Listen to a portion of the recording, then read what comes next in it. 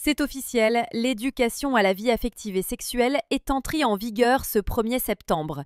C'est l'un des objectifs du ministère de l'Éducation nationale pour cette rentrée.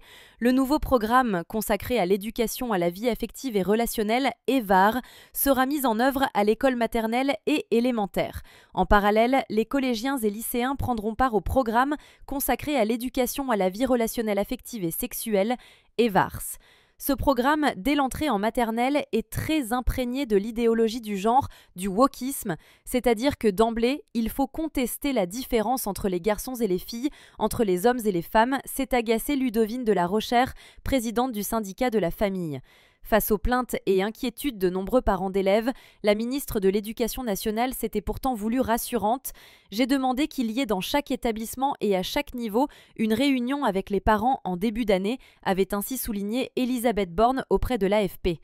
Une mesure insuffisante, selon la présidente du syndicat de la famille, qui appelle à une révision profonde de ce programme. On peut alerter les parents pour qu'ils veillent sur ce qui est dit à leur enfant.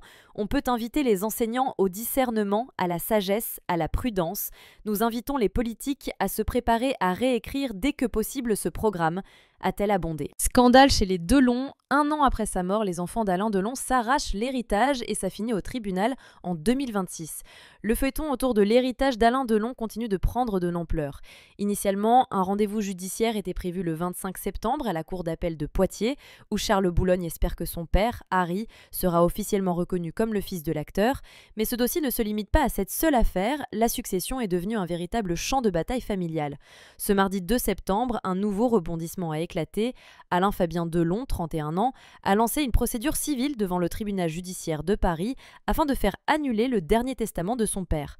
Par l'intermédiaire de son avocate, M. Florence Watrin, il conteste également la donation faite en février 2023 à sa sœur Anouchka qui avait reçu 51% des parts de la société suisse Hadid, Alain Delon International Distribution.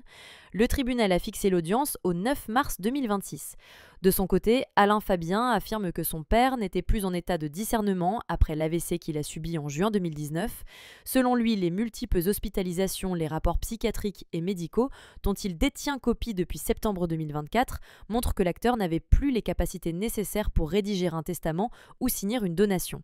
Fait troublant, ces signatures ont eu lieu alors qu'Alain Delon se trouvait hospitalisé en Suisse.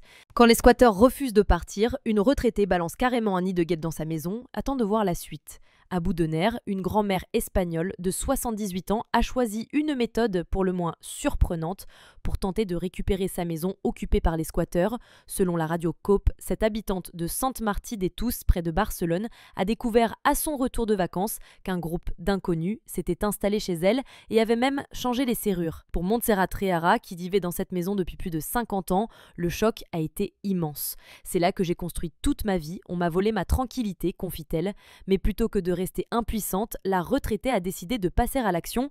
Elle a balancé à l'intérieur un nid de guêpes. Résultat, les occupants illégaux ont pris peur et menacent désormais de porter plainte contre elle. Montserrat, elle, ne se démonte pas. S'il faut recommencer avec des guêpes ou autre chose, je le ferai, assure-t-elle.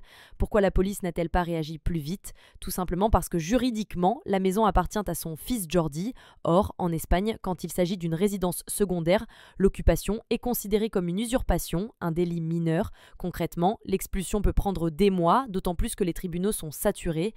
En attendant que la justice tranche, Montserrat est hébergée chez une amie, mais elle reste déterminée. J'ai perdu mon sommeil, mes souvenirs sont enfermés là-bas, mais je ne lâcherai rien, martèle-t-elle.